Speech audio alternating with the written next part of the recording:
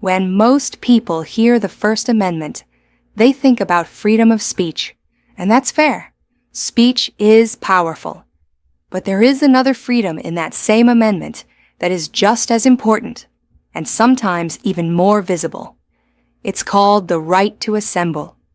This is the freedom that allows Americans to gather together peacefully, to stand for something, to speak as one, and to be seen. The First Amendment says, the right of the people peaceably to assemble and to petition the government for a redress of grievances. That word, peaceably, matters. This right is not about chaos. It's not about violence. It's not about destruction. It's about people coming together peacefully to express what they believe and to bring attention to something they feel is wrong. One person speaking is important, but when people gather together, it sends a message that cannot be ignored. The founders understood something very important. Sometimes one voice is not enough. Sometimes people need to stand together in public so that the government and the nation can see them. The right to assemble gives strength to ordinary people. You don't need money. You don't need power. You don't need a title. All you need is the willingness to stand with others peacefully and say, listen to us. Let's bring this down to something simple. Imagine a community where a local park is being shut down. Families use it.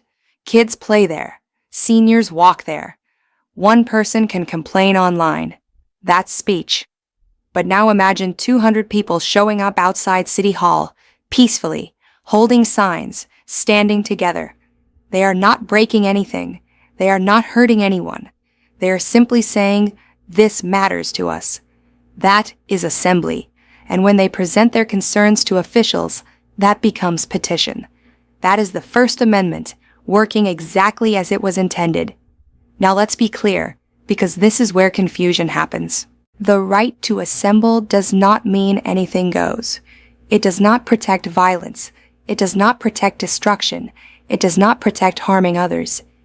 The Constitution protects peaceful assembly. And while the government can set reasonable rules, like time, place, and manner, those rules cannot be used to silence people just because of what they believe. The balance is simple. Freedom with responsibility. This right matters today just as much as it did when it was written. Because people still need a way to be heard. Communities still face challenges. Citizens still have concerns.